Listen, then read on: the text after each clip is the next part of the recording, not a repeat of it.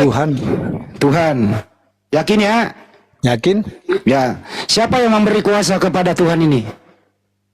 Bapa? Ya, Bapak Tuhan atau bukan? Tuhan? Ada berapa Tuhan? Tuhan satu. Yang mana yang Tuhan? Bapak tuh. Gile bener ini mati tuh atau okalnya mati. Tuhan satu. Daman lu bisa nggak ini penggal apa jambak kepalanya biar dia sadar dikit.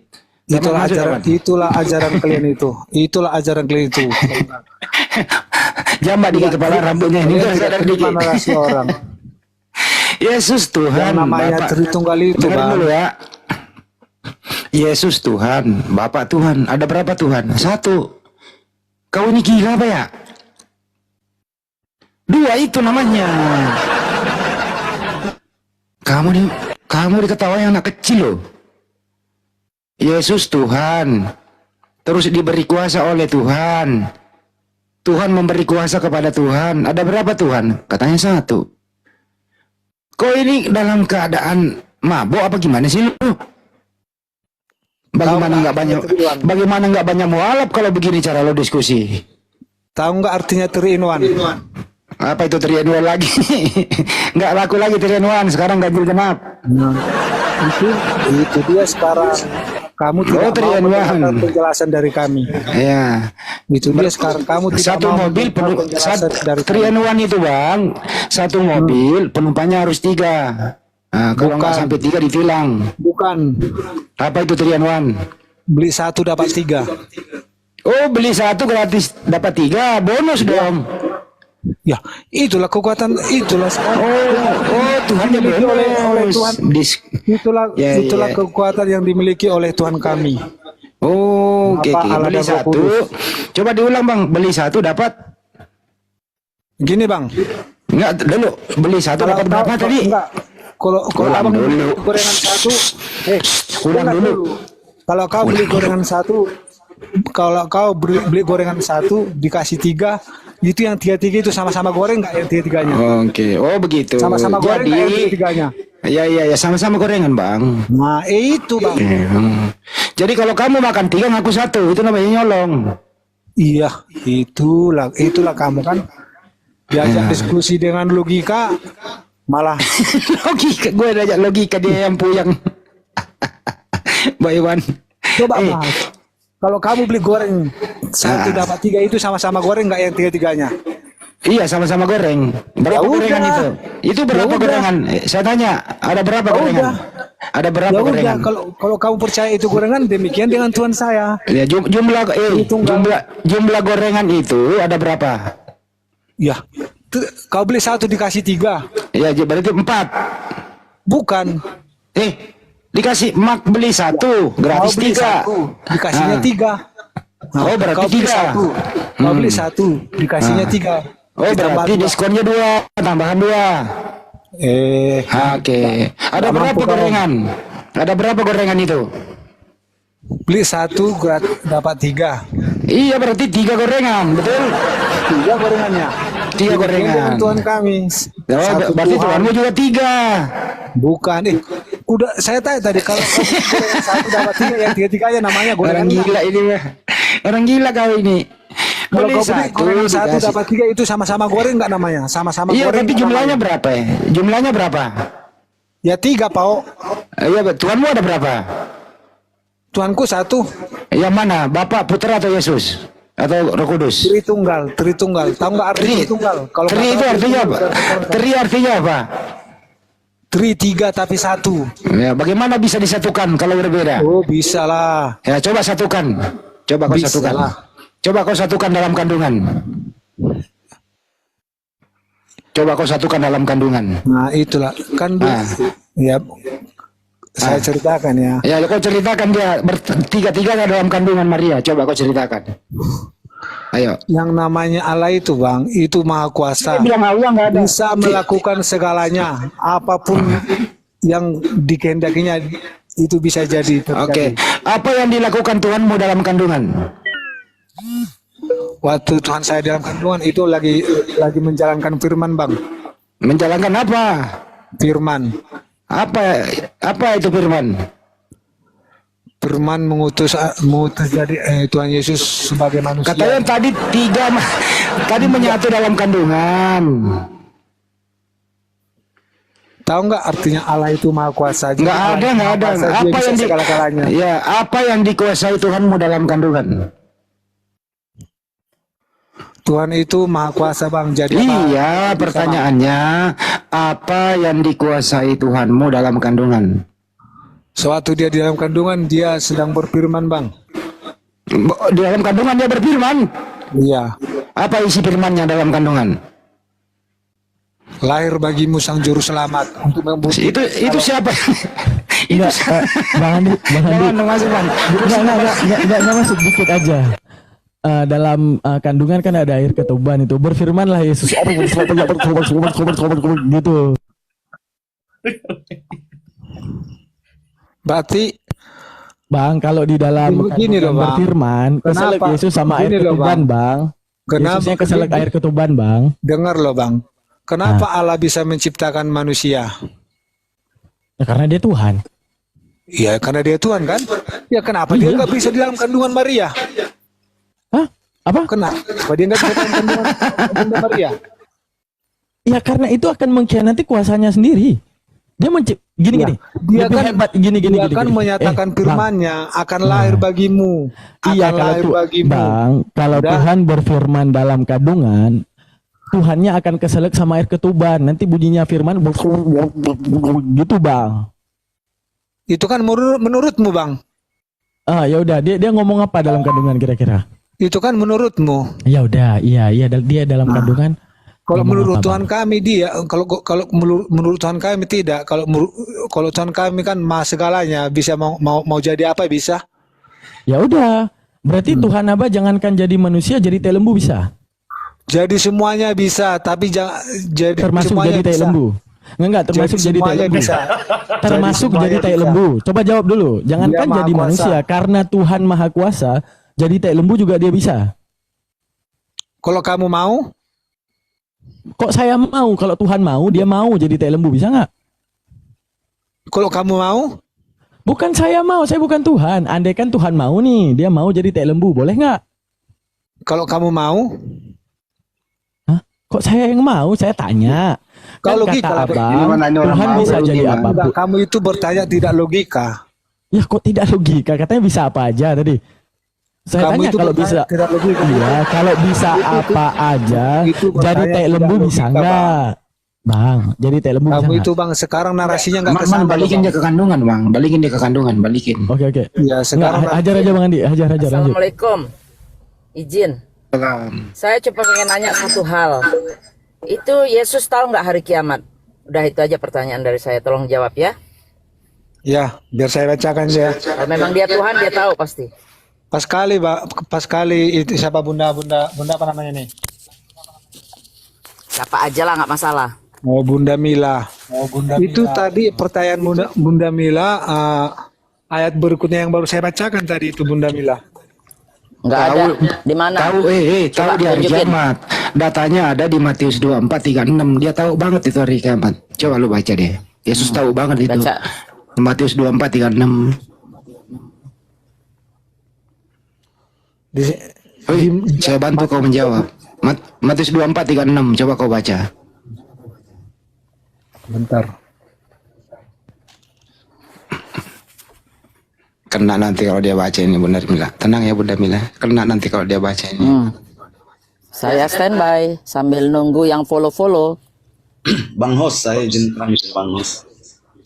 Enggak, nonton dulu sini Jet. Sasaran Yang Bang. yang kemana-mana tadi, Jet. Salam kenal semua Bang 24:36. ya. 24:36. Matius 24 ayat 26. Iya. Ya ini biar saya bacakan. Tetapi tentang hari dan saat itu tidak seorang pun yang tahu, malaikat-malaikat di surga tidak, dan anak pun tidak, hanya Bapa sendiri. Loh, ternyata anak tidak tahu. Nah, Nah, udah iya. Gini Bang, dengar dulu. Tetapi Apalagi? tentang hari dan saat itu tidak seorang pun. Di sini disebut seorang pun Bang. Tahu artinya Abang seorang pun? Anak itu siapa di situ anak? Siapa anak itu nggak tahu? seorang itu ini sekarang kata ini tertuju kepada orang, Bang. Bukan tertuju kepada Yesus. Anak itu siapa Yesus itu? bukan orang.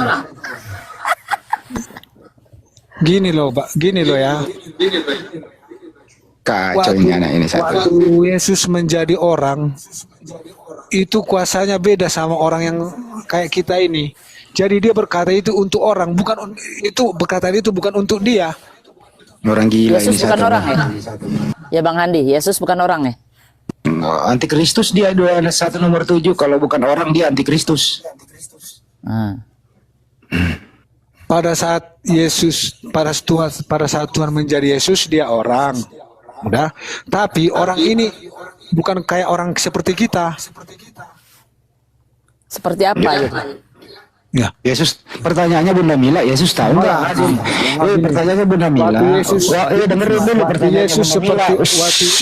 waktu menjadi orang, dia beda daripada kita. Waktu Yesus menjadi Orang apakah Yesus tahu hari kiamat? Jawab. jelas dia kan datang pada hari penghakiman. Ya jelas Nggak tahu dia. ditanya itu datang dari mana? Pertanyaannya Bunda Mila, waktu Yesus menjadi orang, apakah Yesus tahu hari kiamat? Jawab. Tahu Bang, dia itu kuasa dia sendiri. Tapi dia ngomong situ nggak tahu, goblok. Hei, Bron. Nah, Dia gini loh, ngomong Bang, sendiri nggak tahu. makanya saya terangkan Bang, gini Bang, makanya saya terangkan waktu Yesus menjadi manusia atau menjadi orang, semua umat Kristen mempercayai kalau dia itu Nah, Tuhan. kenapa jawabannya ke situ? Saya tanya iya apa tidak? Yesus tahu iya atau tidak tahu? Itu aja, nggak ada urusan Ya, sama Kristen. tahu. Yesus pun Ya, tidak dia tahu. keluarin datanya, masukin datanya apa? Mana ayatnya menyatakan, hai umat manusia, saya sebagai Yesus, saya tahu Jangan hari itu, kiamat Man, jangan datang itu, pada Man. kapan. Matius 24:36 dulu, Man. 24:36 dulu. Itu jawaban tuh begitu. Enggak, yang itu lanjut aja dulu Bang Andi. Ini ada yang seru nih. Ini anak ini. Nggak bisa jawab dia. Oke, Bang Anak Hasian. Yo. Oke, Bang Anak Hasian. Oke. Simon dan Petrus menganggap Yesus Allah. Menurut Abang Yesus Allah bukan Bang? Bukan Bang. Dari saya tadi udah ngomong, saya dari tadi itu. Allah Oke, itu berarti Yesus adalah Allah. Bapa, Oke. Roh Kudus Oke, satu Bang. loh, Bang. Berarti Allah Abraham, berarti ini Yesus ya. Oke, Yesusnya Abraham, Ishak dan Yakub, Yesusnya nenek moyang kita telah memuliakan hambanya. Siapa Bang nama hambanya? Saya pengen tahu aja nama hambanya siapa. Siapa nama hamba Yesus di Kisah Para Rasul 3:13 Bang? Siapa nama hambanya Yesus di Kisah Para Rasul 3:13? Kan Simon dan Petrus mengatakan bahwa Yesus adalah Allah. Oke, Allah Abraham, Ishak dan Yakub, berarti Yesusnya Abraham, Yesusnya Ishak dan Yakub memiliki nama, apa namanya Bang? Maksudnya gimana? Apa siapa nama hamba Yesus di Kisah Para Rasul 3:13? Kisah Para Rasul 3:13.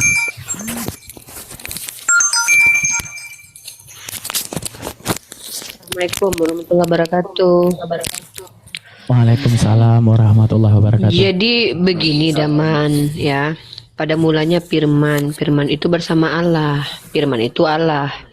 Jadi Firman adalah Allah, ayam adalah bebek, bapak adalah anak, mama adalah nenek pada saat bersamaan.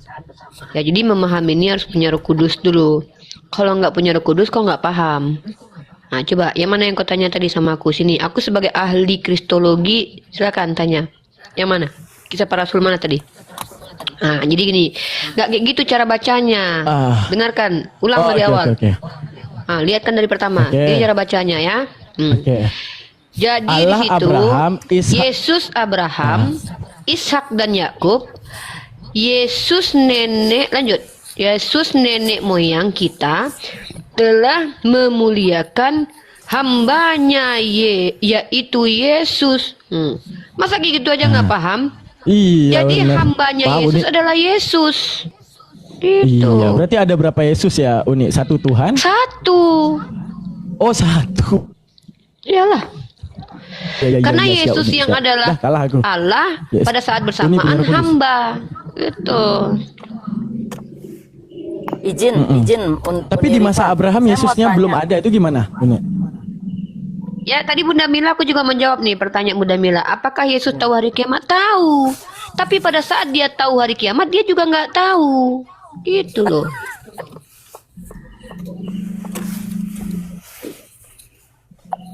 Bagaimana tuh Oten, siapa tuh namanya? Bisa nggak jawab? Jadi sebenarnya ya Anda tuh harus banyak belajar.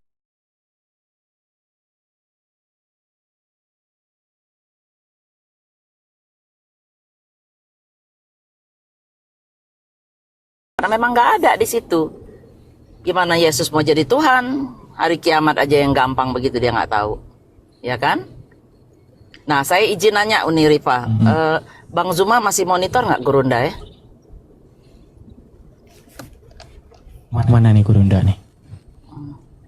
Lagi ini Gurunda. mungkin lagi. Katanya hujan tadi soalnya. Iya. Ya udah lanjut aja deh. Enggak, di ayat Kisah Para Rasul 3:13, Yesus Abraham, Yesusnya nenek moyang kita telah memuliakan hambanya yaitu. Nah, pertanyaan siapa? Pertanyaan saya, siapa nama asli Agnes Monica? Itu aja. Jadi begini, pada mulanya itu Firman. Firman itu bersama Allah. Firman itu adalah Allah, Daman. Jadi begini, Daman. Ayam itu pada saat bersamaan bebek. Jadi kalau kau pergi ke warung makan, kalau kau pesan ayam datang bebek, kau jangan marah. Karena dia punya dua natur. Paham kau? Gitu. Tuh, kalau orang punya Roh Kudus bisa paham. Kalian sih uclim ini capek kali ya Uni ya. Itu aja nggak paham ya uclim ya Uni ya.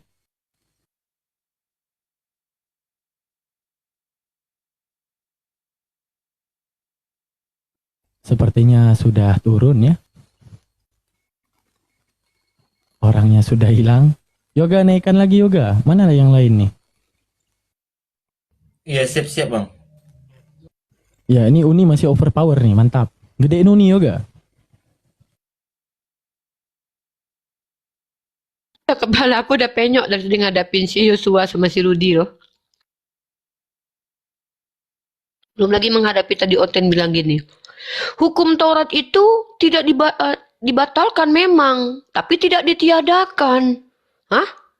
Dibatalkan? Iya, dibatalkan. Tapi tidak ditiadakan.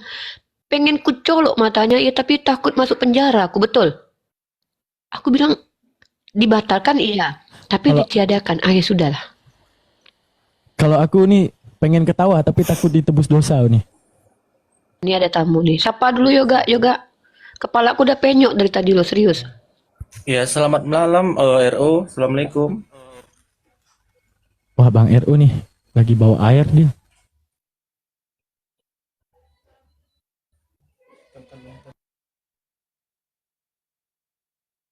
Jadi nanti kalau teman-teman netizen melihat, saya mungkin ketawa-ketawa sendiri pas live di Komal, terus sambil pargue, terus ngacak-ngacak tembok. Sudah tahu kan kenapa alasannya ya? Makasih.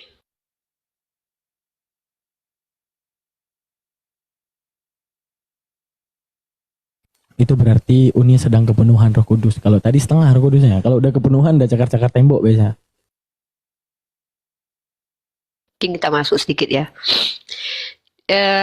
Bismillahirrahmanirrahim. Kita sebagai orang Islam, ada hal yang paling penting yang saya pegang itu adalah jangan jadikan seseorang itu guru sampai dia sebelum dia mengerti dengan apa yang diucapkan. Jadi kita kalau mengambil ilmu itu pastikan kita belajar kepada orang yang dia mengerti diksi-diksi yang diucapkan. Kalau dalam Islam itu kita belajar ilmu lugoh, ilmu mantik. Karena Islam sendiri mengajarkan manusia untuk memfungsikan akal. Tapi ketika kita berdiskusi dengan umat Kristiani, Saya tahu akhirnya kenapa Imam Syafi'i itu mengatakan dia akan kalah berhadapan dengan orang-orang yang mohon maaf saya katakan mungkin stupid lah gitu ya. Bangga dengan kebodohan. Karena apa? Karena bikin emosi memang. Pada akhirnya kalau orang-orang yang tidak sabar seperti guru-guru kita gitu, itu hanya akan menimbulkan mudarat.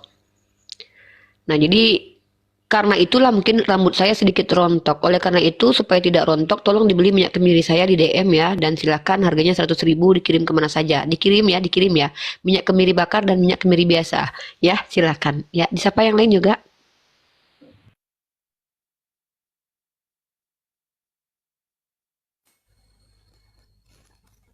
Halo Bang Zoki, selamat malam.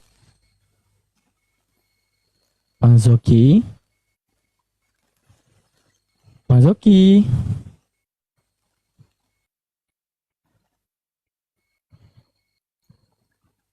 Ya, sepertinya mulutnya tinggal di bawah ya guys ya.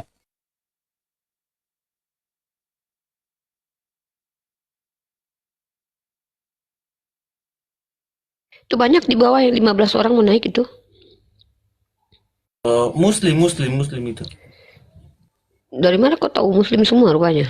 Udah ku cek profilnya. Ya buat yang muslim jangan naik dulu ya. Kalau bisa yang Kristen dulu naik. Nggak apa-apa, naikkan aja Yang dulu. muslim standby di bawah dulu. Ya, naikkan aja dulu. Nah, kalau request lagi baru kita ketok. Boleh. Mana tau dia pengen order minyak kemiri kan? Bang Zuma kemana sih guys? Bang Zuma aja suruh kajian woi. Hah? Bang Zuma kemana? Yoga, Bang Zuma kemana? Tadi Aku katanya turun lah. itu sama Takut yang aku lain diam-diam katanya. gini. Ya lanjutlah Bang Andi, aku diam-diam gini takut aku loh. Turun aku dulu ya.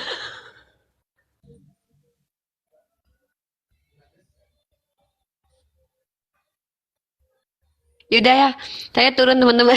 Istirahat. Aneh rasanya di Komal ada Bang Zuma, Bang Andi tapi diam-diam aja. Silakan dilanjut daman kajian ya sama Bang Zuma, Bunda Mila juga ya. Saya mantau-mantau di bawah aja ya. Intinya kalau ingin tahu bagaimana cara memahami agama Kristen itu, tolong penyokkan dulu kepalanya teman-teman semua. Kalau perlu teman-teman tolong berguru dulu lah sama seger-seger ya. Bang Zuma aja lah kajian. Soalnya aku nggak mampu lagi diskusi dari tadi loh. Ini minyak kemiri bisa COD belum bisa sayang. Udahlah aku parkun aja ya Yoga. Kecilkan aku, besarkan aja Bang Zuma. Cimat Daman aja suruh kerja. Daman besarkan. Nah udah. Ih, kenapa dia kasih pindah? Oh, lu mau bertanya buat orang-orang Kristen, Tunggu. Abang ini Muslim ya? Muslim, alhamdulillah. Nggak ada Kristen bang. Nggak ada Kristen bang. Kristen langka bang. Nggak ada Kristen. Waduh, Nggak ada. ayo lah, turun aku aja lah. Oke. Kirain ada Kristen. Aku mau tanya kepada Kristen ini. Nggak ada. Lagi nggak ada bang Kristennya bang. Lagi makan ketupat kayaknya. Yang naik yang non muslim kalau bisa ya. Saya naikin satu-satu ya. Halo Pak Ki Gede.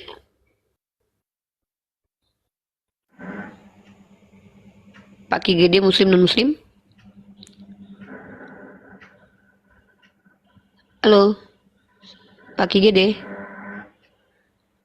Anak bungsu?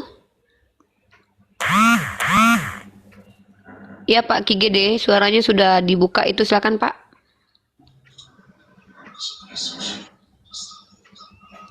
Halo.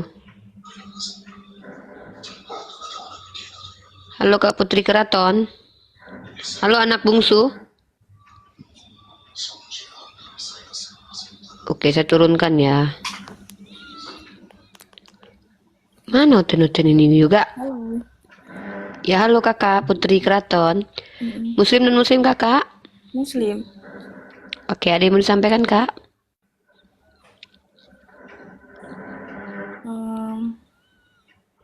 Banyak. Ya silakan kak, sikit aja kak, nggak usah banyak-banyak ya kak. Iya. Jadi gini, Dulu ayah saya kan non muslim ya, Katolik, terus dia nikah sama ibu saya jadi muslim. Nah, terus tapi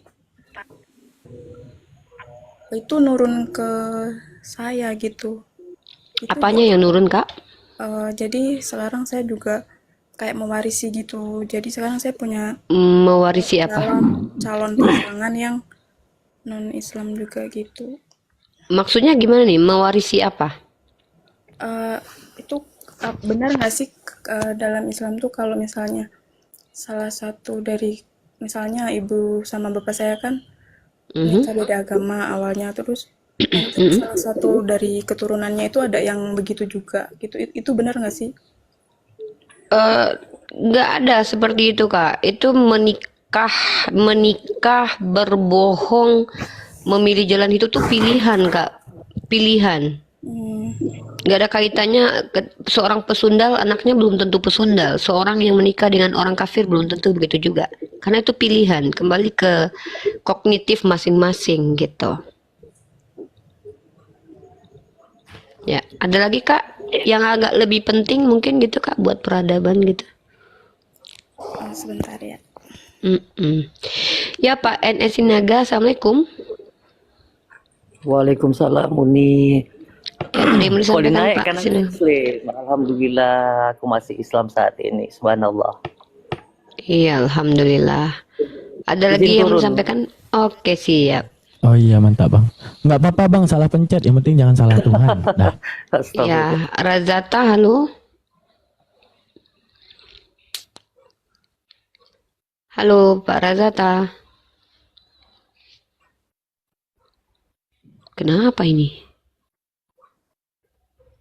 Ya, aku turunin dulu. Van Justin. Selamat malam. Ya, malam. Vanja, Van Justin. Ya, Justin. Ya, Kak. Van Justin, Kak. Ya, monggo. Justin, Muslim non Muslim? Non Muslim. Oke. Mau bertanya atau mau ditanya atau mau ngajarin kami? Bertanya boleh enggak, Kak? Boleh. Bertanya tentang Islam boleh. Silakan. Saya mau bertanya tentang ayat hadis Tirmizi, Kak. Hadis Tirmizi nomor berapa? 1070. 1070. Tirmizi. Ntar ya. Apa narasinya, boleh di-spill sedikit yang kamu ketahui? Ya, di situ kan dikatakan, Kak, telah turun ayat Al-Quran tentang 10 kali persusuan orang dewasa kan. Terus Sebentar. Ya. Persusuan mana ini? Oh, 10 ini kali ya. Saya bacakan di sini. Hadis ini berbunyi, pertama dari Malik Abdullah bin Abu Bakar dari Amrah Aisyah. Berdasarkan hadis ini pula Aisyah dan sebagai istri Nabi SAW berfatwa, ini juga merupakan pendapat Syafi'i dan Ishaq. Sedangkan Ahmad berpendapat berdasarkan hadis ini Nabi SAW berbunyi tidak mengharamkan 1 atau 2 hisapan. Ahmad juga berkata jika seseorang berpegang pada pendapat Aisyah, yaitu pendapat 5 persusuan, maka itu adalah mazhab yang kuat, yang mana tidak akan ada yang dipermasalahkannya.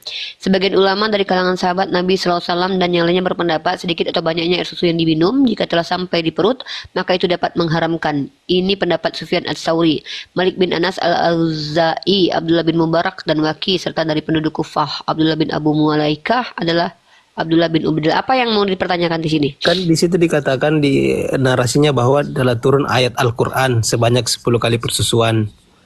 Kemudian dinasak artinya diganti kan menjadi 5. Nah, terus ayat itu tetap seperti itu sampai Rasul wafat. Betul nggak, Kak? Bukan begitu diksinya. Telah diturunkan dalam Al-Quran 10 kali menyusui yang diketahui, lalu dihapus 5 kali menjadi 5 kali menyusui yang diketahui. Kemudian Nabi SAW wafat dan jumlahnya tidak berubah. Oke, nggak berubah kan? Nah, telah turun dalam Al-Quran. Nah, di Al-Hijr yang ayatnya yang ke-9 dikatakan Allah yang menurunkan ayat Al-Quran, Allah pula yang memelihara. Nah, boleh saya tanya, Kak, itu ayatnya kemana sekarang? Ayat apa? Ayat persusuan yang 5 kali itu persusuan. Ya, ayatnya apa? Ya, itu yang saya tanyakan, di mana? Loh, kan telah turun ayatnya dalam apa? Kan telah turun Iya, ayat Al-Quran. kamu dengar dulu. Sebentar sebelum Daman menjelaskan, bentar. Oke, oke. Telah diturunkan dalam Al-Quran 10 kali menyusui yang diketahui lalu dihapus. 5 menjadi kali 5. menjadi 5 kali menyusui yang diketahui. Kemudian Nabi SAW wafat dan jumlahnya tidak berubah. Ya, tidak Mana di berubah situ berarti. ayatnya? Ayatnya mana di situ? Ya, itu yang saya tanyakan. Kan Al-Quran mengatakan Allah Ini dengar. Kamu tahu nggak? Manansakh min ayatin aw nunsiha na'ti bi khairin minha. Allah menasak dan memansuk. Iya, Kemudian menasak. sebentar. Kalau memang ada ayat, ayatnya harus ada. Mana ayatnya yang Nah, hilang? itu Yang ayat itu yang menjadi ayat polemiknya. apa? Itu yang menjadi nggak ada. polemiknya, Kak. Bentar. Karena kan telah turun ayat. Sebentar. Dengarkan baik-baik. Kalau memang ada ayat yang dihilangkan, Allah sudah katakan ayatnya dinasak dan mansuk. Sekarang yang kamu polemikan itu seperti saya nih contoh. Ya ini contoh saya nih. Sorry ya, saya harus nyebrang. Ayat Yohanes 1:57. Itu ayat sisipan. Artinya ayatnya ada. Atau Lukas 24:46. Ini contoh, ini sorry ya. Kalau kita diskusi itu begini caranya. Polemik itu bukan dari kalian. Karena gini, kalau tidak ada polemik di Islam, itu bukan polemik. Itu kalian yang berpolemik. Contoh nih. Yang hilang tuh kayak gini nih. Ntar. Sebelum Daman menjelaskan lebih lanjut secara kaidah Islam ya. Ntar. Saya kasih contoh. Yang hilang tuh, kalau hilang tuh kayak gini. Mohon maaf ya nih. Besarkan dulu yoga. Ntar ya, besarkan dulu. Yoga besarkan aku juga. Junta, besarkan dulu nih. Gini. Nah ini ya. Kalau berpolemik itu kayak saya. Kalau polemik nggak ada, jangan dibuat-buat polemik. Bukan nggak ada, itu dikatakan ada loh. Mana ayatnya? Ayat Telah itu contoh turun. gini. Bentar Ya, dulu. berarti Ya pernah ayatnya turun mana? dong. Kan dikatakan telah turun, Pak. Ayat kalau dengar dulu. Iya, telah Ini turun. Berarti bisa ada mendengar yang nggak? bohong dong Ya, salah bisa satunya. bisa diskusi Berarti bagus ada yang nggak? bohong dong salah satunya. Karena Bisa kan diskusi Aisyah bagus mengakui nggak? telah turun. Aduh, kalau kayak gini percuma, saya nggak bisa ngejelasin. Tunggu dulu.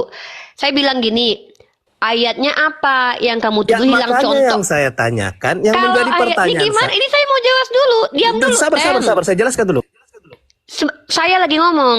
Ini contoh kalau saya Gimana caranya, Kak? Kan Kak di situ dikatakan telah turun ayat Al-Qur'an.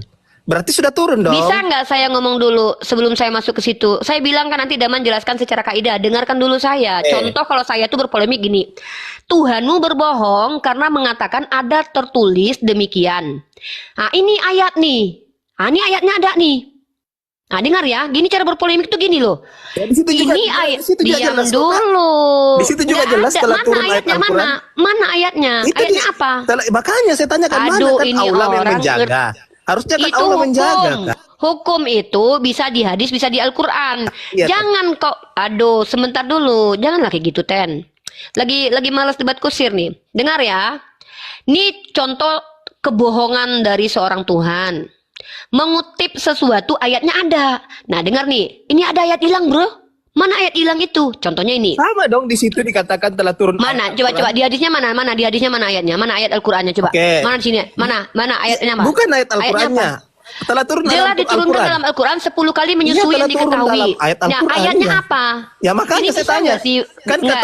katanya Allah yang memelihara. Saya tanya. Allah yang Iya, menurunkan. Al-Quran yang hilang apa? Ini Ya, gimana makanya sih saya PA-nya? Diam dulu lah, diam dulu.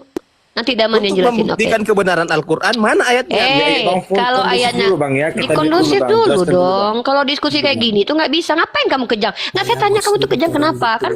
Tolong diturunkan. Nggak usah Anda, Kak, nggak usah nggak menjawab tantrum. pertanyaan saya. Pertanyaan saya, Al-Quran hadisnya mengatakan Saya dengan jelas. ini sedang menjelaskan cara berdiskusi yang baik. Saya nggak harus ikutin pola berpikir kamu loh.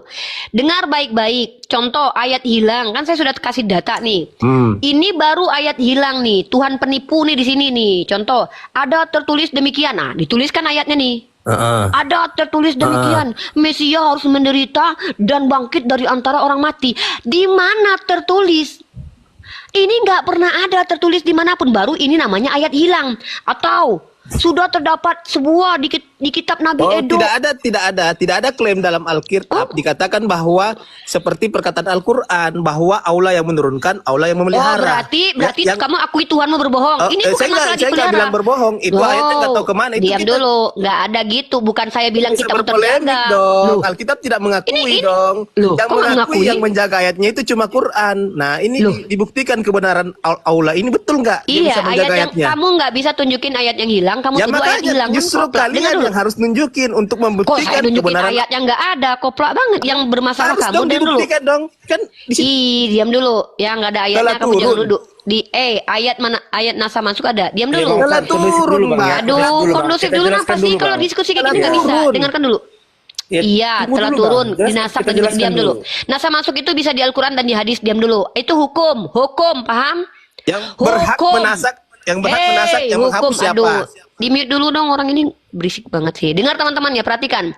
Nasak mansuk itu berkaitan dengan hukum. Hukum itu bukan hanya di Al-Quran, tapi juga di hadis. Kalau di Al-Quran di nasak mansuk, diam kebenaran dulu. Al-Quran. Saya lagi diskusi, diam dulu ngejelasin kok tantrum ini orang ini.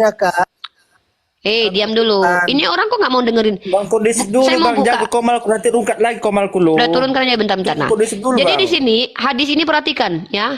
Hadis ini tidak mengutip ayat apapun. Kalau ada ayat yang dikutip di hadis ini lalu tidak terdapat di Al-Quran, baru namanya ayat hilang. PA. Jangan kau pancing aku, udah sabar-sabar aku. Tapi ini kau bilang, kitab kami nggak terjaga. Bukan masalah kitab kau terjaga, Tuhan kau berbohong. Tuhan kau menipui orang, ini yang aku nggak terima. Ini baru namanya polemik. Kok bisa-bisanya seorang Tuhan mengutip sesuatu yang nggak ada? Ini ada ayatnya nih. Kok aku kalau tuduh kitab kalian, ini ada ayat hilang. Mana ayatnya Rifah nih? Nih, ayatnya apa? Mesias harus menderita dan bangkit dari antara mati. Ini ayat hilang. Paham kalian?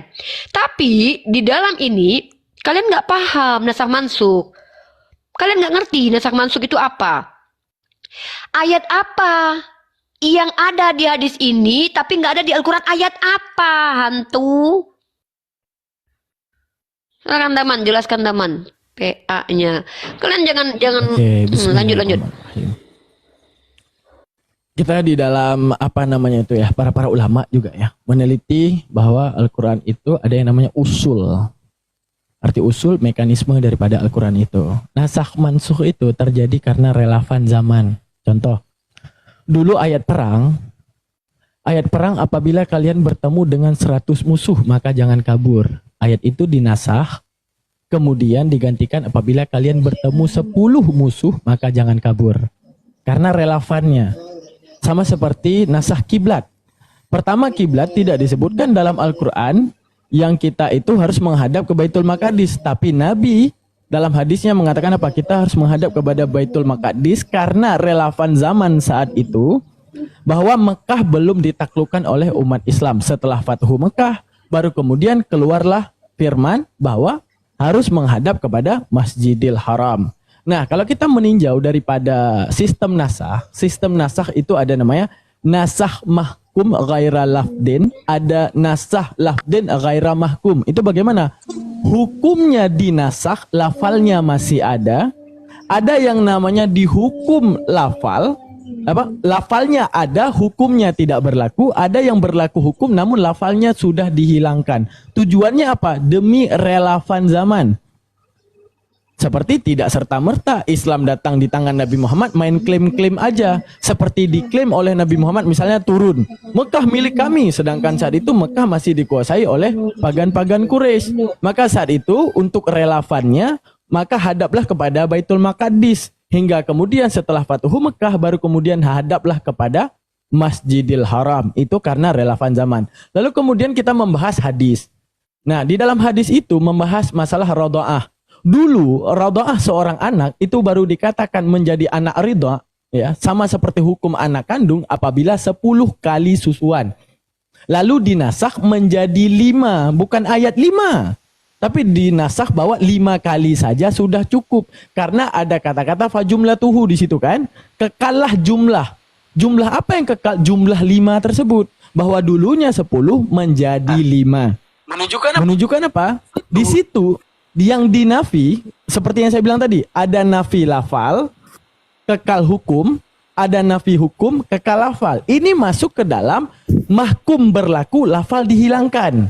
Di mana mahkum berlaku cukup dengan adanya hadis doang.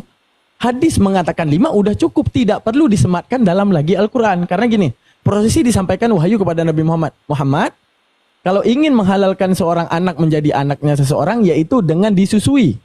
Oke, berapa kali? 10. Lalu dengan relevannya zaman, ya udah cukup 5 saja. Karena ada Nabi menerangkan hal ini kepada para sahabat ataupun kepada murid-muridnya, sudah cukup dengan hadis doang, tanpa ada harus ayat yang disematkan dalam Al-Quran. Lalu prosesi nasakh ada dengan yang namanya diturunkan malaikat dan memberitahukan langsung. Yaitu malaikat datang dan kasih tahu langsung ini ayat udah batal hukumnya ya, ada. Ada juga dengan prosesi indikasi. Mana contoh? Seperti ayat Al-Quran yang dimakan rayap. Di mana ayat Al-Quran yang dimakan rayap itu adalah indikasi kepada Nabi Muhammad ataupun tanda-tanda kepada Nabi Muhammad bahwa ayat itu sudah tidak berlaku lagi. Buktinya Nabi Muhammad tidak protes. Buktinya ayat itu tidak disematkan. Nah, terus dalam prosesi yang harus kita tahu daripada nasakh dan mansukh, nasakh dan mansukh itu terbagi menjadi ada Al-Quran yang dinasahkan karena hadis Nabi. Ada yang namanya hadis Nabi dinasahkan dengan dalil Al-Quran. Adapun ada yang hadis dinasahkan dengan Al-Quran sendiri ataupun sunnah yang dinasahkan dengan hadisnya sendiri. Nah, itu sebenarnya materi tinggi. Oke, enggak, masuk kita ke dalam bikin simpel. gitu. Sabar, saya bantah dong. Sebentar dulu. Saya bikin Kan telah simpel ya. turun ayatnya, Bang Daman. Telah turun Ayat ayatnya. ini dengar hadisnya nih. Dia bisa nggak kondusif ya? Kalau nggak kondusif nggak usah. Dengar teman-teman, perhatikan nih buat umat Islam ya. Iya bang, Umat Islam kita kondusif dulu bang ya. ya, perhatikan teman-teman. Ayatnya telah turun di Al-Quran itu 10 kali menyusui yang diketahui. Perhatikan teman-teman muslim ya. Inilah kenapa kita wajib mengerti diksi dan narasi teman-teman. Daman sudah menjelaskan tadi. Maka telah diturunkan dalam Al-Quran. Ini dalam Al-Quran teman-teman. Yang dalam Al-Qurannya apa? 10 kali menyusui yang diketahui. Lalu dihapus. Dinasakh mansukh. Menjadi 5 kali. Apakah menjadi 5 kali ini dinyatakan tertulis lagi di Al-Quran? Karena yang 10 ini sudah dihapus di Al-Quran. Apakah nasakh mansuknya tetap di Al-Quran? Ini yang Daman jelaskan tadi. Yang namanya nasakh mansukh itu 1 bisa lewat hadis, 2 bisa lewat apa yang Allah katakan, manansakh min ayatin aw nunsiha na'ti bi khairim minha. Artinya Allah sendiri yang menghilangkan dengan cara apa? Dilupakan dari pikiran nabinya atau dihilangkan dengan sunnatullah. Dalilnya ada nggak? Ada dalilnya. Mana itu? Ini. Manansakh min ayatin aw nunsiha na'ti bi khairim minha.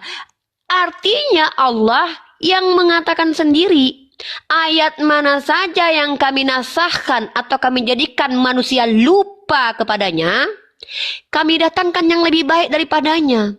Nah, ini pernyataan Allah terkait hadis ini. Nah, kalau ayat dikatakan hilang, itu tidak bisa dikatakan distorsi, nggak ada kaitannya dengan nahnu nazalna dzikra wa inna lahu lafizun. Kenapa? Karena legitimasi penasakh mansuknya sudah Allah sampaikan.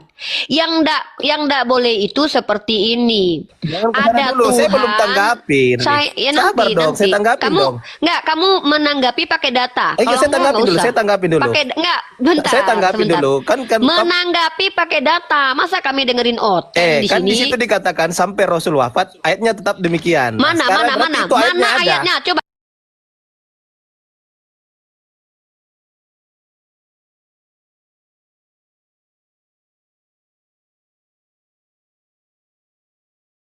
Tuh. Nah, lanjut dan seterusnya. Kalimatuhu.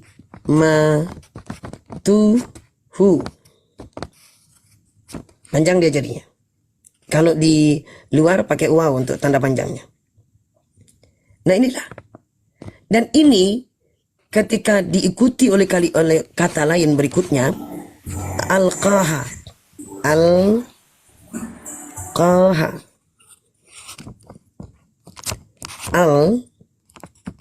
Al-qaha. Ada yang K-nya itu dibaca panjang, beberapa negara dibaca pendek. Jadi untuk terbitan Madinah, keduanya ditulis. Dan keduanya benar. Ada dialek di negara lain yang K-nya dibaca panjang dan pendek, itu tidak masalah. Tidak mengganti mana. Tidak merubah mana. Jadi, Al-Qahhar. Hanya ini untuk yang mana? Untuk kalimatu. Karena ini tamarbutah. Bentuk feminimum. Kalau bentuk feminin, maka saat dia berada di ujung menunjukkan ownership, damirnya, kata gantinya harus dalam bentuk ha. Itu saya katakan terjemahan ini kurang tepat. Tuh teman-teman.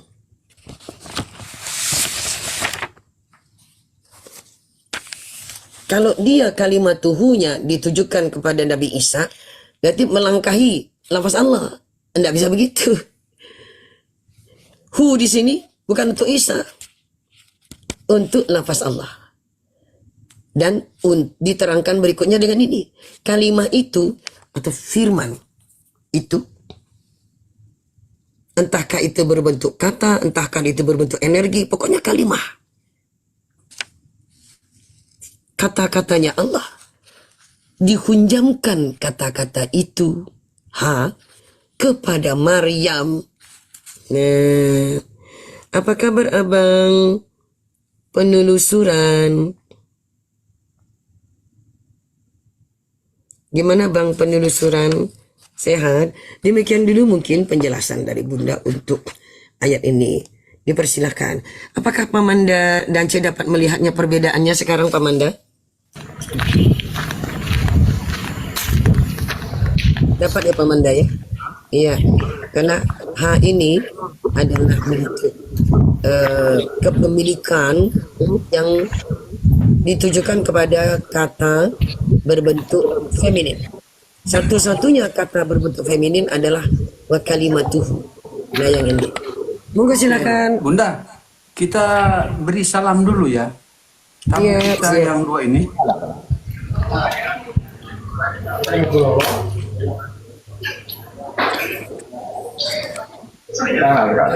Saya tutup dulu. Sadaqallahul-azim. Silakan kita santai ngobrol aja. Silakan abang penelusuran dan abang Sok, silakan. Apa kabar? Kabar baik Bunda. Ternyata sehat ya abang. Alhamdulillah sehat. Bisa berpuasa. Masya Allah. Lama tiada mendengar suara abang ini. Masya Allah. Alhamdulillah. Umi tetap semangat. Semoga berkah umurnya untuk ibadah menghambakan diri kepada Sang Pencipta. Masya Allah. Tetap kita ini husnul khotimah gitu. Umi saling doa Umi. Allahumma amin abang dah. Masya Allah. Betapa eloknya abang ini datang. Senang Umi, saya senang mendengarkan itu pencerahan Umi masuk ke pikiran. Saya juga kolaran madrasah Umi, mondok Umi. Jadi saya senang gitu, tidak ditambahin, tidak dikurangin ayat-ayat itu. Nah ini betul-betul. Kalau orang itu sering primeng, saya nggak seneng. Menambahin, ngurangin gitu. Tak boleh sebetulnya. Iya, jadi nih, mohon kemaafannya sedulur semuanya, bukannya yang putri ini mau mau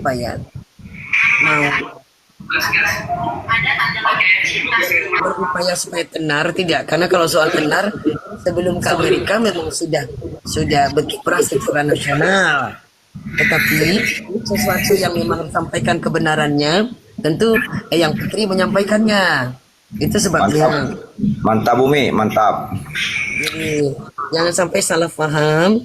Nah, terima kasih Pamanda. Aduh, Pamanda sok tahu. Ini Pamanda ini sering bertemu dengan Oten ini, ditakuti Oten ini. Enggak, saya hanya menyimak Umi sesuai dengan kepengetahuan saya, keilmuan saya gitu. Masya Allah, Masya Allah. Siap, siap, Eyang Putri, siap, siap. Karena gini Pamanda, kalau dulu itu kan tidak ada medsos, jadi para kiai kita yang kita hormati, ustadz-ustadz, gus-gus kita dalam menyampaikan ayat-ayat itu nggak ada yang mau ngolok-ngolok bahkan menghina.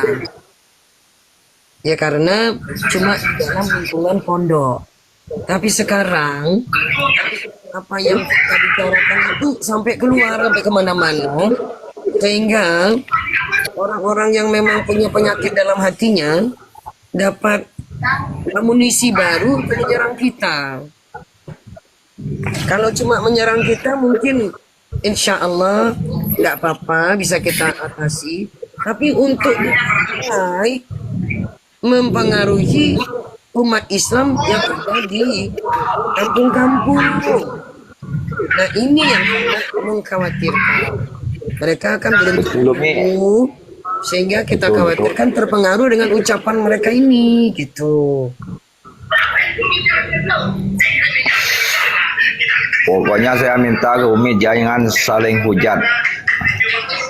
Harus santun gitu Umi, santun. Masalah orang itu menghujat, jangan dibalas dengan hujat, sabar sesuai dengan uswatun hasanah yang disyariatkan Rasulullah gitu Umi. Siap Amanda, siap. Masya Allah. Maaf lahir batin ya Umi. Semoga jadi pahala. Allahumma amin, sama-sama. Abang penelusuran. Saya turun Umi, dulunya di bawah Umi. Siap. Masya Allah, Bang dah kita ini luar biasa ya. Assalamualaikum. Waalaikumsalam warahmatullahi wabarakatuh. Jadi teman-teman, memang itulah kita akan tetap selalu merendah hati. Makanya tadi abang yang namanya Akbar, abang Ak aja ya, abang Ak. Itu walaupun mengata-ngatai saya, kan tidak saya balas. Didiamkan aja. Baru masuk langsung ngata-ngatai, nggak pakai adab, nggak pakai salam kepada hadirin, kan tidak saya balas. Mungkin itu bukan orang yang muslim. Kata teman-teman, nampaknya memang bukan muslim dari Oten.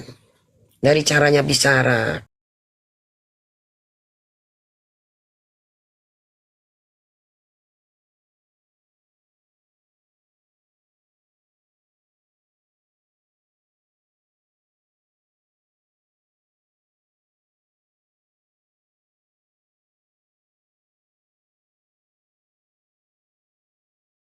Ayatnya mana ini? 5 persusuan. Nah, ini ada kesalahpahaman di sini. Waqat takallamu fi qauliha, para ulama membahas ucapan Nabi Muhammad wa hunna mimma yaqra'u. Jadi sampai Rasulullah wafat, para sahabat tetap membaca, itu dibahas oleh para ulama kalimat itu. Fa inna dhahirahu baqa'ut tilawah. Seolah-olah hadis ini menunjukkan ayatnya masih ada begitu loh. Walaisa kadzalik, padahal maksudnya bukan begitu. Maksudnya bukan ayatnya masih ada, bukan. Wa ujiba bi annal murad, dan jawabannya bagaimana? Qarabal wafat, mendekati wafatnya Rasulullah, au anna tilawah nusikhat aidon. Ya, bacaannya, ayatnya juga dinusakh yang 5 persusuan. Jadi juga dihapus. Cuma ketika ayat itu juga dihapus, yang 5 persusuan itu juga dihapus, walam yablugh dzalika kullun nas. Tidak semua orang tahu waktu itu karena dekat dengan masa wafatnya Rasulullah. Inna illa ba'da wafati Rasulillah, kecuali setelah wafatnya Rasulullah. Fatuwfiya, maka Rasulullah wafat, wa ba'dun nas yaqra'uha, dan sebagian orang masih membacanya.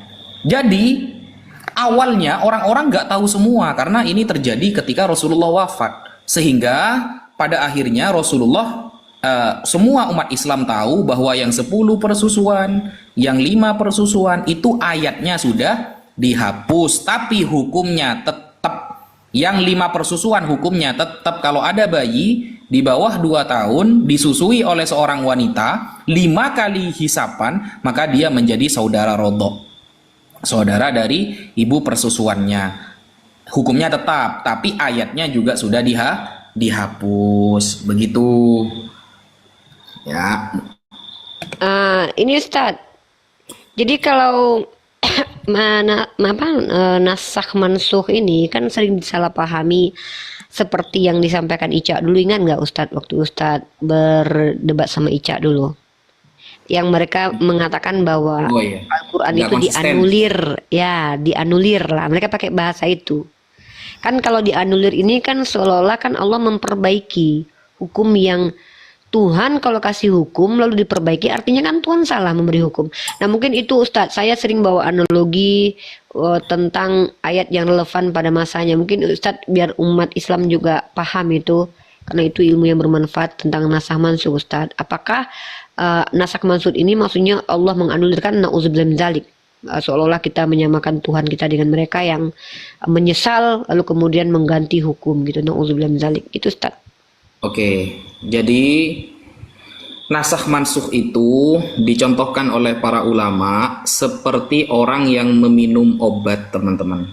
Misal saya sakit kepala, maka saya minum obat Bodrex. Di saat saya sembuh, maka Bodrex sudah tidak bermanfaat bagi saya. Itulah nasakh mansukh, bukan bada.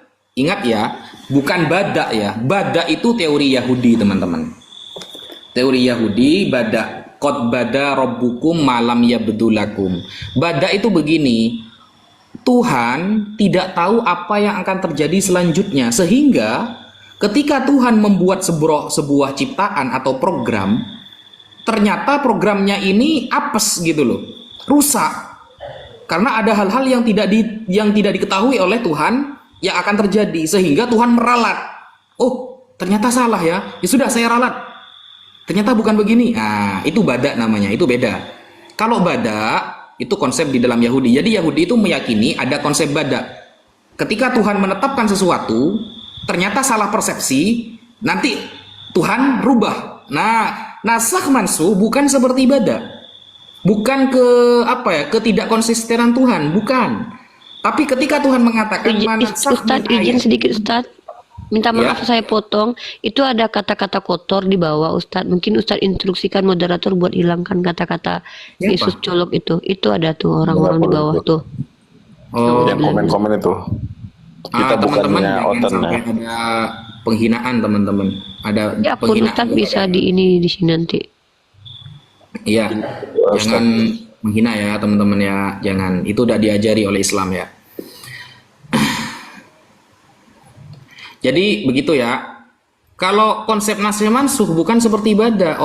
Allah tidak mengetahui apa yang akan terjadi sehingga dia merubah gitu ya. Merubah takdirnya kembali, bukan. Takdir itu sudah selesai. Bahwa Allah mengatakan di dalam hadis sahih Imam Muslim ya. Innallaha yaqdiru kulla syai'in qabla gimana ya? Artinya begini. Allah selesai masalah takdir ini 50.000 tahun sebelum langit dan bumi diciptakan. Jadi 50.000 tahun sebelum langit dan bumi diciptakan itu sudah selesai semua. Termasuk nasakh mansukh itu sudah selesai dulu. Bahwa nanti Allah akan menurunkan resep yang ini, nanti kalau sudah selesai kira-kira maka Allah ngasih resep yang baru. Begitu. Seperti nikah mut'ah misalnya ya. Nikah mut'ah itu kan diperbolehkan oleh Rasulullah pada perang Khaybar. Ya, nikah mut'ah, kawin kontrak, kawin cuma seminggu. Dulu diperbolehkan oleh Rasulullah itu dalam 3 hari. 3 hari diperbolehkan karena saat itu sahabat ikut berjihad bersama Nabi di luar negeri, di luar kota. Jadi wajar unsur kemanusiaan dalam diri kita ingin berkumpul dengan istri. Nah, sehingga Rasulullah ngasih yang namanya keringanan, dispensasi. Itu pun hanya berlaku 3 hari, setelah itu dihapus selamanya. Kira-kira begitu. Monggo ada yang mau ditambahkan teman-teman? Belajar aja.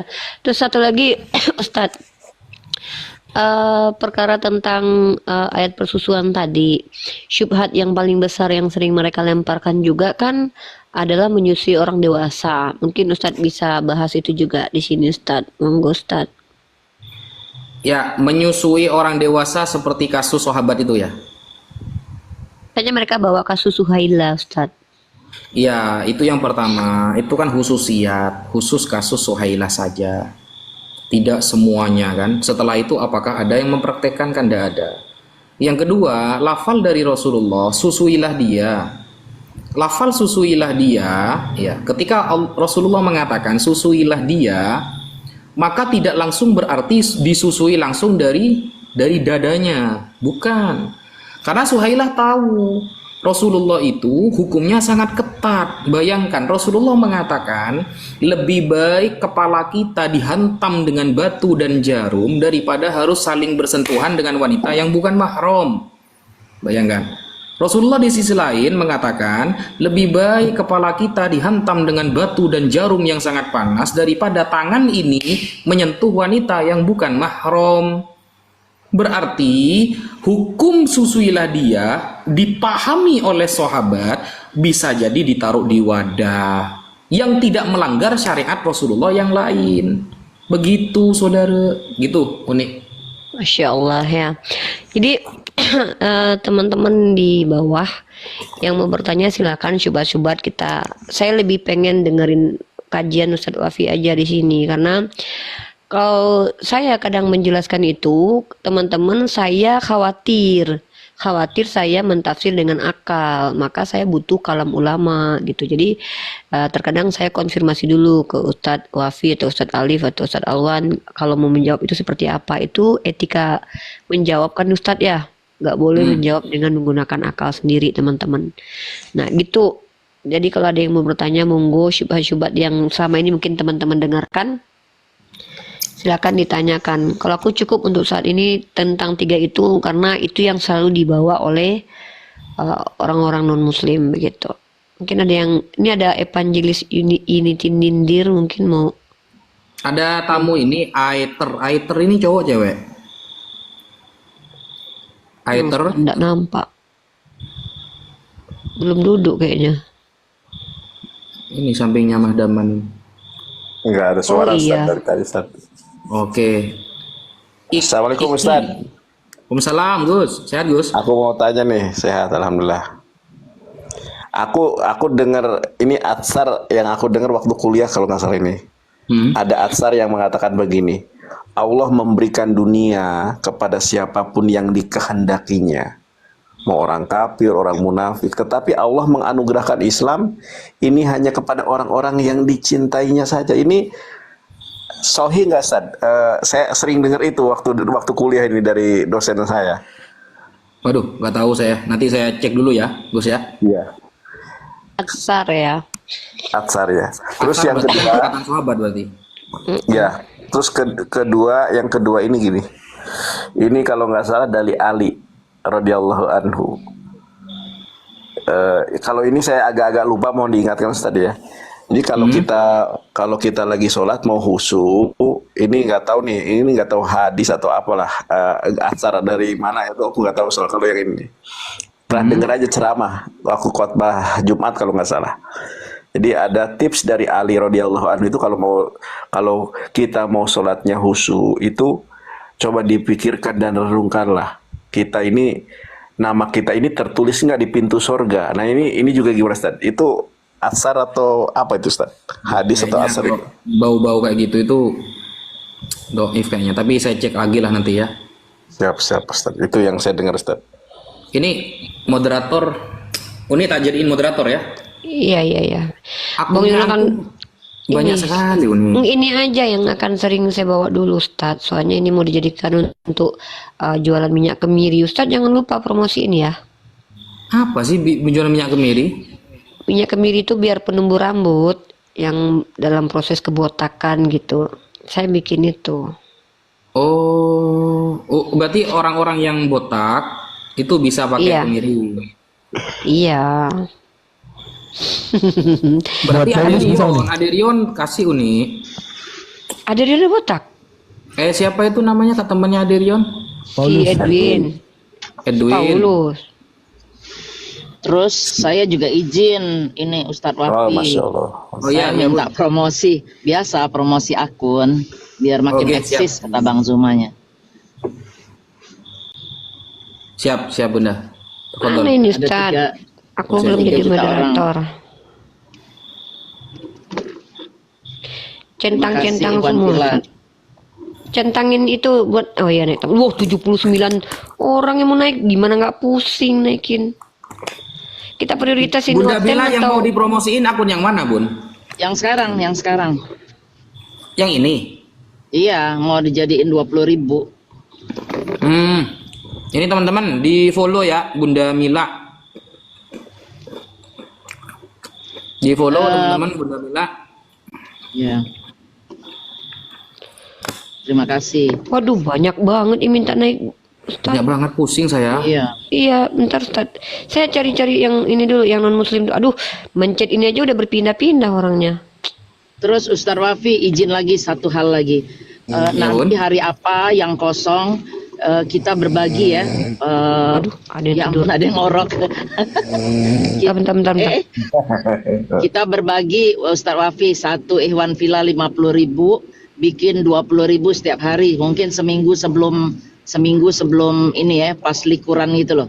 Seminggu sebelum Lebaran. Di mana, Bun? Boleh di tempatnya, kalau Ustadz Wafi nggak keberatan, minta waktu setengah jam untuk bagi-bagi duit. Di Komal. Di Komal lah. Oh, siap. Netizen saya yang setia ini, yang follow saya, yang ini, nggak salahnya kan kita berbagi ya. Siap Bunda, siap. Masya Allah. Lanjutkan. Ya, Assalamualaikum warahmatullahi wabarakatuh, guru-guru Madya ya, senior Madya semua di sini. Madya ini, Ahi mau tanyakan sedikit yang jadi tuduhan teman-teman Oten ini ya. Ini yang sering agak mengganjal sedikit nih, mereka menuduh ya Nabi Muhammad itu kan terkena sihir nih. Nah, sementara ada ayat Al-Quran yang menjelaskan bahwa orang yang beriman dan yang soleh itu tidak bakal diganggu oleh sihir atau iblis. Itu gimana mengkonfirmasi agar pendekatannya itu agak menjawabnya pas gitu, Ahi. Silakan, Ahi. Ya, monggo. Ada yang mau Mas Daman Al-Mantiki, tafadhol. Apa Pak Ustadz nggak dengar tadi lagi setting YouTube. Gimana, Tat? Lanjut dulu, Tat. Ayo Ustadz Wafi. Nanti Bang Daman. Apa sih? Tadi gini loh. Nabi Muhammad itu manusia. Jadi segala Ustadz, sesuatu. kalau saya jawab, Ustadz konfirmasi benar salahnya boleh nggak? Oh, boleh, monggo. Oke, bagus nih kayak gini nih. Bismillahirrahmanirrahim. Jadi kalau saya ditanya tentang ini Bang Madya, ini saya lagi belajar juga ya. Justru di sini saya minta konfirmasi sama Ustadz Wafi cara memahaminya salah atau benar. Kalau kita lihat ya di dalam Al-Qur'an itu kan tidak dikena orang-orang yang soleh itu tidak diganggu ya. Bang Madya di mute dulu biar coba saya ini. Kalau saya nih cara menjawab saya. Memang Nabi Muhammad itu dijaga sama Allah, tapi ketika beliau kena sihir, itu beliau kan tidak terganggu. Maksudnya tidak ada implikasi buruk, Bang Madya. Maksudnya kecuali ya, ketika beliau kena sihir itu, beliau demam panas, sakit, kesakitan, menderita, begitu kan? Baru itu namanya kan terkena kematian, kayak Yesus 3 hari kan mati tuh. Akhirnya tuh takluk sama maut kan. Tapi kalau Nabi Muhammad kan beliau tidak apa-apa. Justru beliau harusnya kan yang hebat itu gini Bang Madya. Orang yang sudah disihir dan itu tidak apa-apa, orang yang sudah diracun dan itu tidak apa-apa, itu kan orang yang di luar nurul gitu loh. Pasti ada sesuatu dengan orang ini. Apakah Rasulullah itu tidak memasukkan racun sedikit pun ke dalam mulutnya? Sahabat melihat tanda bekas racun itu ada di bibirnya gitu loh. Artinya beliau ketelan, tapi beliau nggak apa-apa, baru hebat. Nabi Muhammad disihir, iya, tapi nggak apa-apa. Nabi Ibrahim kena bakar di dalam api, tapi nggak apa-apa. Nabi Yunus dalam perut ikan, tapi nggak apa-apa. Nabi Isa dikejar sama batalionnya Firaun, tapi nggak apa-apa. Ini yang dimaksud dengan orang soleh itu tidak akan terkena gangguan, bukan berarti tidak akan diganggu. Nah, ini cara saya mencoba menjelaskan menggunakan pendekatan pemahaman maksud dari terkena gangguan dan diganggu gitu. Maksudnya kalau terkena nih, saya kena tumbuk, artinya saya sudah bonyok, baru itu saya kena. Tapi kalau saya ditumbuk, terus kemudian tangan orang itu sudah sampai di wajah saya, tapi saya tidak merasakan apa-apa, itu kan artinya saya tidak apa-apa gitu loh Bang Madia. Itu yang coba Ustadz Wafi saya coba jelaskan ke Oten-Oten, menjelaskan. Mungkin Ustadz Wafi kalau ada salahnya atau benarnya silakan diluruskan Ustadz. Wallahu a'lam bishawab. Boleh izin? Udah tahu nih. Ya, tunggu dulu. Ya, silakan. Oh, lanjut. Mas Media, kaitannya dengan ayat yang mana Mas Media? Ada ayat di Al-Quran itu kan, aku lupa ayat redaksinya gini, orang-orang beriman itu kan tidak bakal terkena sihir. Itu ada ayatnya, cuma lupa sama dia ayatnya. Cuma seperti itu redaksinya, orang-orang beriman, soleh itu tidak bakal terkena sihir. Masa ada ayat kayak gitu? Bentar, bukan begitu diksinya. Diksinya bukan begitu Bang Madia. Iya, coba diksinya, gimana? Bentar, aku coba. Itu ya, aku pernah juga menjawab pertanyaan itu. Bentar, aku carikan ayatnya. Bentar. Yang kayaknya coba diulangi lagi diksinya tuh masa kayak gitu sih ayatnya? Bukan. Ya, jangan pakai ayat itu Madia, gini aja. Ada di dalam Quran surat As-Saffat itu wassalamun 'alal mursalin. Keselamatan bagi para rasul. Kenapa Nabi Muhammad kena sihir? Nah, itu baru. Kalau ini dari ada. Lanjut Daman dulu Daman. Ini cuma nunjukin ayatnya aja. Monggo Daman. Ayatnya ini yang saya cari. Iya. Kalau dari Daman sih berpegang ke arah bahwa Rasulullah itu kan panutan ya. Kita beribadah juga ikut Rasulullah. Dilupakannya Rasulullah juga menjadi mau'idah buat kita. Misalnya Rasulullah lupa rakaat salat dan segalanya itu agar menjadi jawaban terhadap kita. Sama seperti Rasulullah dikenakan sihir, apa langkah yang kita lakukan setelah terkena sihir?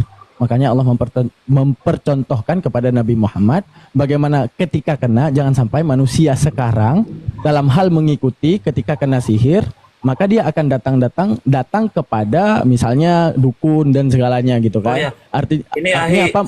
Ini sudah dapat ayatnya di QS2 ayat 102. Di QS2 ayat 102. Bukan Al-Araf ya? Bukan Al-Araf 196 ya? Nah, di QS2 ya. Di QS2 ayat 102 itu salah satu ya. Al-Araf boleh juga Al-Araf. Ayat 101 itu justru kalau surah Al-Baqarah justru itu tentang Nabi Sulaiman itu. Oh iya bisa. Oh ya. Coba yang ini yang dimaksud nih. Ini Ustadz Wafi nih ayatnya Ustadz yang dibawa nih sama Oten nih. Surah Al-Isra 47 dah. Enggak. Ini Ustadz. Ini diksinya Ustadz nih.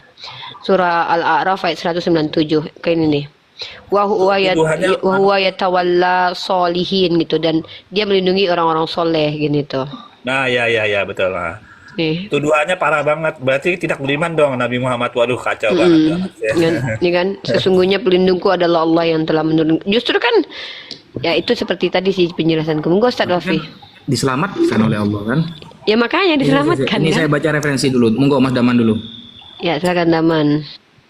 Ya kalau dari Daman yang seperti tadi, kita sholat kan ikut Nabi. Sama seperti saat Nabi lupa dalam sholat, kita juga ikut Nabi terhadap solusinya. Sama saat Nabi juga diizinkan untuk kena sihir ataupun dimantapkan terkait oleh Allah untuk syubhatnya ini kena Daman. Bukan maksudnya yang ditanyakan Bang Madia itu. Ya udah tinggal jawab bahwa Nabi itu manusia, kelar. Nabi itu manusia. Jadi adanya kelupaan pada Nabi wajar. Tujuannya apa? Untuk menjadi jawaban dan solusi buat kita. Nabi kena sihir menjadi solusi buat kita. Saat kita kena sihir, agar kita mengikuti saat Nabi kena sihir itu bagaimana? Jangan sampai kita mengharap ada kekuatan lain selain Allah.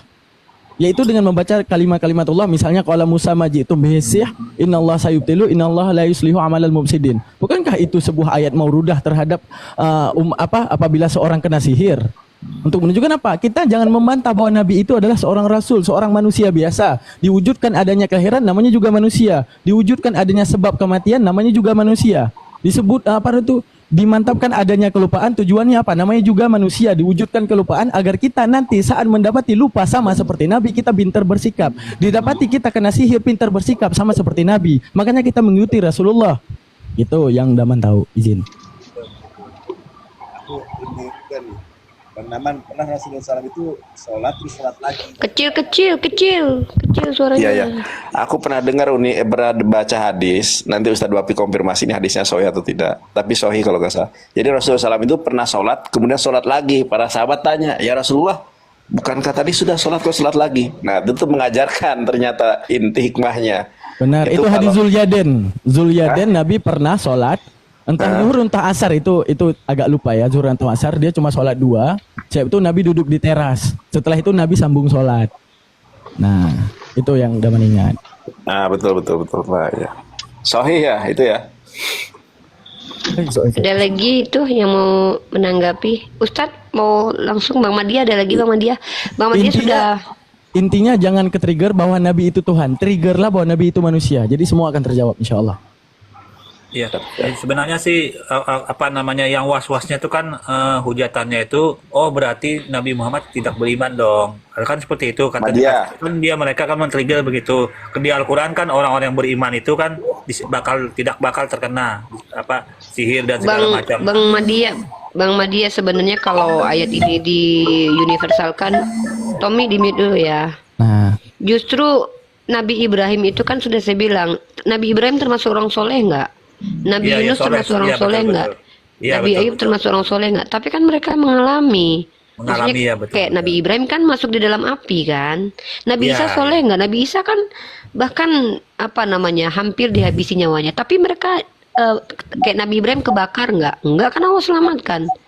Nabi Yunus mati nggak? Nggak, Allah selamatkan. Lah artinya mereka ini tidak soleh ya, karena mereka soleh makanya mereka diselamatkan gitu loh. Oh iya betul. Nah, jadi pendekatannya yang paling pas begitu ya. Pendekatannya mencontohkan dengan nabi-nabi yang soleh sebelumnya ya, seperti itu aja paling pas gitu ya, mencontohkan. Pendekatannya. Saya tuh khawatirnya gini Bang Madia, kalau kita itu menjelaskan ayat kita nggak boleh menggunakan kaidah berpikir sendiri, kita harus menggunakan kalam ulama Bang Madia. Tetapi Bang Madia untuk menjelaskan diksi terkena sihir gitu kan, atau apa ya istilah diksi bahasa Indonesia, itu boleh kita menggunakan kaidah bahasa gitu loh, kayak selama ini yang saya lakukan kan. Saya menjelaskan dulu kaidah bahasanya dalam bahasa Indonesia tuh maknanya apa. Nanti kalau seandainya Al-Quran nggak bisa kan, harus pakai bahasa Arabnya gitu loh. Tapi ketika mereka menuduh, oh kan berarti Tuhan, tapi Nabi kamu berarti nggak soleh dong. Loh kenapa? Tuh Nabimu kena sihir. Lah terus ada apa dengan Nabi saya setelah disihir? Kan nggak apa-apa kan? Apakah itu saya sedang menjelaskan Al-Quran? Tidak, tapi saya menjawab mereka iya gitu loh. Karena mereka orang yang membutuhkan apa sebenarnya mereka itu membutuhkan jawaban dari kita yang sehingga nanti mereka bisa memframing gitu loh. Nah kalau saya termasuk orang yang menghindari menjawab dengan berbagai macam kaidah supaya tidak berlanjut menjadi framing. Jadi saya ya udah tanyakan. Ini saya dapat saya dapat jawaban ya. Jadi begini loh. Kalau framingan Oten itu lemah sih. Lemah banget kalau dikatakan oh berarti dia bukan orang soleh, orang beriman. Gimana sih, Al-Quran itu turunnya ke Nabi Muhammad bukan ke siapa-siapa. Jadi dari awal sampai akhir itu turunnya ke Nabi Muhammad itu, bukan ke Yesus, apalagi Matius, Markus, Lukas, Paulus. Nah, bukan ya. Jadi itu kita sampingkan dulu lah framingan Oten itu, karena Oten cuma pakai terjemahan. Yang disusahkan itu begini nih. Fir'aun menuduh Musa itu adalah orang yang terkena sihir. Orang kafir menuduh Nabi Muhammad adalah mashuro, orang-orang yang terkena sihir. Kalau ternyata Nabi Muhammad pernah kena sihir, berarti betul dong tuduhan orang-orang kafir, Fir'aun, dan seluruh para nabi rata-rata tuduhan dari umatnya adalah mashur. Kamu ini adalah orang-orang yang terkena sihir, berarti betul dong tuduhan itu.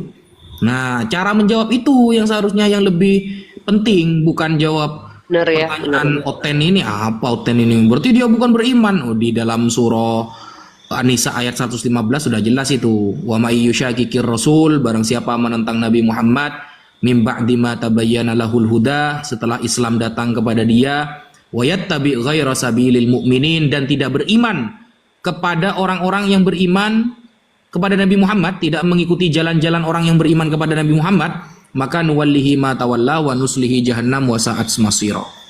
Maka tempatnya di neraka jahanam. Itu gampang pertanyaan Oten itu. Yang cukup sulit itu bahwa Nabi Muhammad itu dituduh orang yang terkena sihir, gitu loh. Contoh, kalau kita buka di dalam surah Al-Isra ayat 47. Coba Uni, bisa nggak dibuka Al-Isra 47? Bisa Ustaz, bentar. Al-Isra 47 ya. Bentar. Al-Isra 47. Ini cara menjawabnya ya. Oke. Nih. Baca Uni. Bentar, saya lihat. Di sini kami lebih mengetahui dalam keadaan bagaimana mereka mendengarkan sewaktu mereka mendengarkan engkau Muhammad, dan sewaktu mereka berbisik-bisik, yaitu ketika orang zalim itu berkata, kamu hanyalah mengikuti seorang laki-laki yang kena sihir. Nah wes, Nabi Muhammad dituduh laki-laki yang terkena sihir. Anggaplah Nabi Muhammad ini gak normal orangnya. Kalian ngapain ikut Muhammad? Dia tuh loh orang yang terkena sihir. Coba lihat, dia kan gak normal tuh orangnya. Nah, dituduh seperti itu. Kalau Nabi Muhammad benar-benar kena sihir, berarti betul sangkaan itu. Atau nih, coba buka di dalam surah Al-Isra 101. Ini saya kasih tahu cara jawabnya selain ini teman-teman. Al-Isra 101. Ya Ustaz. Al-Isra 101. Bentar nih. 50, 53, 56. 101. Oke ini. Dan sungguh kami telah memberikan kepada Musa 9 mukjizat yang nyata, maka tanyakanlah kepada Bani Israel. Ketika Musa datang kepada mereka, lalu Firaun berkata padanya, wahai Musa, sesungguhnya aku benar-benar menduga engkau terkena sihir. Nah, wes. Ayat seperti itu banyak sekali dalam Al-Quran. Atau di dalam surah Asy-Syu'ara, innama anta minal mashurin, musakhirin. Jadi Sulaiman juga kan Ustaz? Nabi Sulaiman bukan deh. Enggak. Nah, jadi beberapa ayat menunjukkan bahwa dulu nabi-nabi itu pernah difitnah terkena sihir. Kalau sampai ternyata Nabi Muhammad benar-benar kena sihir, berarti sesuai tuduhan itu. Yang perlu kita garis bawahi teman-teman, tuduhan kena sihir oleh orang-orang kafir itu kepada Nabi Muhammad bukan tuduhan sihir kepada penyakit, tapi kepada akidah, keimanan, dan pemikiran. Paham? Sampai di sini paham gak Uni? Oh iya. Ustaz, maksudnya Ingat ya, tuduhan kena sihir, Nabi Muhammad kena sihir, Nabi Musa kena sihir, itu adalah tuduhan kena sihir dalam hal pikirannya, karena anggapannya nggak normal, atau ajarannya, atau akidahnya yang kena sihir. Jadi Nabi Muhammad mewartakan tentang ajaran iblis. Nah, itu ya teman-teman ya.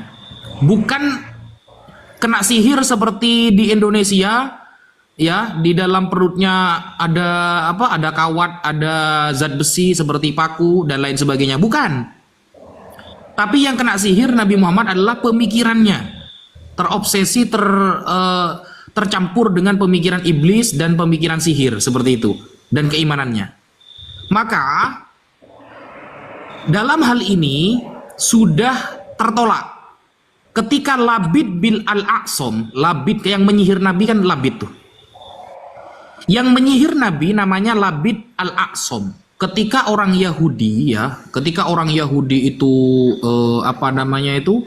mendatangi penyihir yang bernama Labid ini, lalu Labid ini diberikan beberapa keping uang untuk menyihir Nabi Muhammad. Yang disihir oleh Labid itu badan, bukan keyakinan teman-teman. Kalau badan berarti termasuk penyakit. Nabi Muhammad langsung greges, sakit ya, langsung gak enak badan. Kasusnya kayak di Indonesia lah, kalau kena sihir ya kayak panas semua begitu. Kalau penyakit, semua nabi terkena penyakit. Semua nabi terkena penyakit, yang penyakit itu umum terjadi kepada manusia. Nah, ingat, yang disihir adalah badan nabi oleh Labid Al-A'sam, bukan pemikiran nabi, bukan keyakinan nabi, sehingga ajarannya melenceng, begitu loh. Sehingga qala Iyad, ada Qadhi Iyad mengatakan, Fadhahara bihadza anna sihra innama tasallatu ala jasadihi. Sihir yang diarahkan oleh Labid kepada Nabi Muhammad itu berpengaruh kepada jasad badan Nabi, la ala tamyizihi wa mu'taqadihi, bukan kepada keyakinan Nabi, bukan kepada sesuatu yang spesial pada diri Nabi, bukan, tapi cuma badan. Kalau badan, maka para ulama juga mengatakan saunun Nabi sallallahu alaihi wasallam minasyayatin la yamna iradatuhum kaidahu.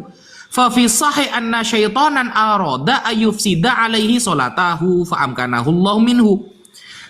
Fakadzalika as-sihr. Setan ingin merusak Nabi, Allah beri kesempatan hanya merusak kepada badannya. Misalnya Nabi nanti dijadikan demam, diganggu oleh setan sampai Nabi itu sakit agar Nabi meninggalkan sholat. Begitu juga sihir. Bukan tentang keyakinan dan pengajaran dan keimanan Nabi. Kalau tuduhan Fir'aun itu kepada Nabi Musa adalah keyakinan. Sepertinya Musa ini orang yang kena sihir ini, ajarannya melenceng ini. Pemikiran. Itu mustahil terjadi kepada Nabi. Atau ketika Nabi Muhammad dikatakan, Muhammad, kamu ini kena sihir. Kalian ini adalah orang-orang yang mengikuti Muhammad terkena sihir. Itu sihir seperti semacam mahabbah ya kalau sekarang ya. Ada cewek gak cinta kepada kita lalu kita sihir sekiranya dia menjadi cinta kepada kita. Nah itu gak terjadi ke Nabi Muhammad. Gak terjadi kepada para nabi. Sihir semacam mahabbah itu awalnya gak suka menjadi suka, awalnya normal menjadi gak normal pikirannya. Itu gak terjadi. Itu yang mustahil terjadi. Sedangkan sihir yang dilakukan Labid bin Al-Asam adalah sihir yang menyebabkan Nabi sakit. Berarti kalau sakit hanya semacam penyakit. Kalau penyakit, maka itu terjadi kepada para nabi. Begitu kira-kira teman-teman. Paham ya?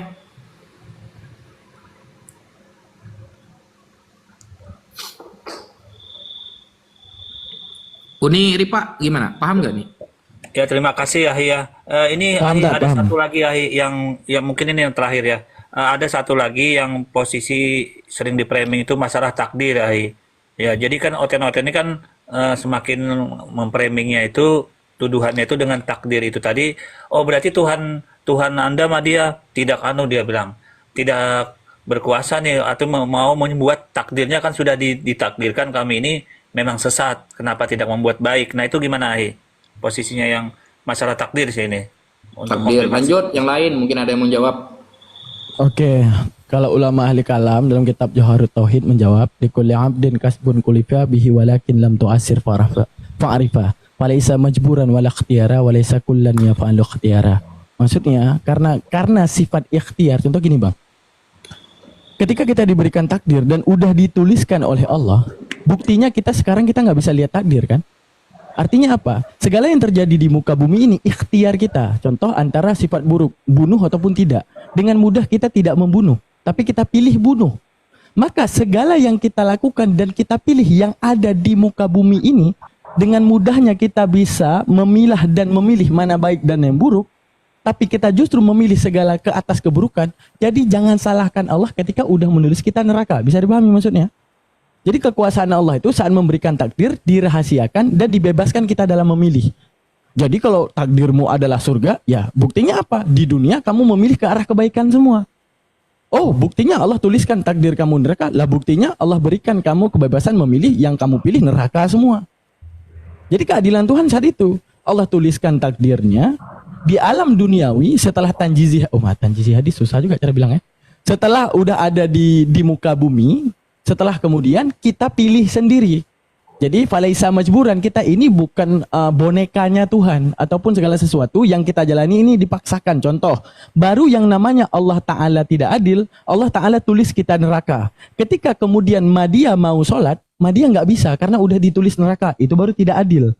Ya.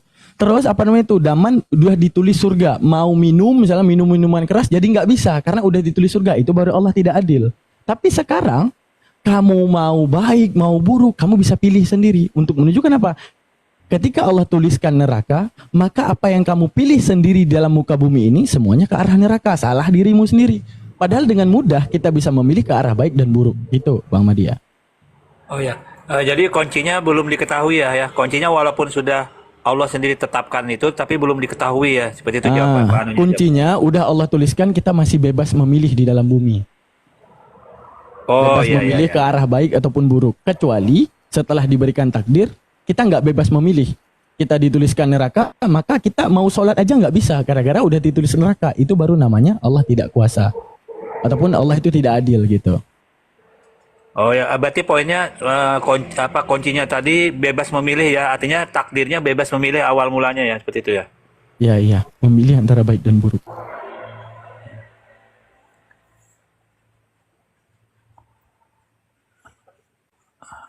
Oke lah kalau gitu Madia pamit dulu ya kepada saudara-saudara semua di sini, guru-guru Madia ya. Madia pohon pamit, mohon doa ya, semoga kita semua dipanjangkan umur sampai nanti di akhir bulan Ramadan ya, Idul Fitri. Dengan ini Madia ucapkan selamat, mohon maaf lahir dan batin ya semua teman-teman yang ada di sini ya. Siapa tahu dalam hal ini Madia dalam berinteraksi dengan teman-teman Oten, juga teman-teman yang ada nonton Madia kurang bagus berdiskusi, bertanya jawab dengan Oten Madia, mohon maaf ya. Ini mungkin Madia sempatkan di sini dulu ya. Dan 10 hari terakhir di bulan Ramadan ini. Semua ya, Madia pamit dulu. Umi, terima kasih semua guru-guru Madia semua di sini. Ya, Madia jazakallah. ucapkan assalamualaikum Makasih. warahmatullahi wabarakatuh. Waalaikumsalam. Ustadz Wafi izin monitor nggak Ustadz Wafi? Wah nggak monitor. Ustadz Wafi. Iya, gimana Bun? Ya Bun. Boleh tolong baca WA-nya nggak Ustadz Wafi? Oh siap, ntar ya.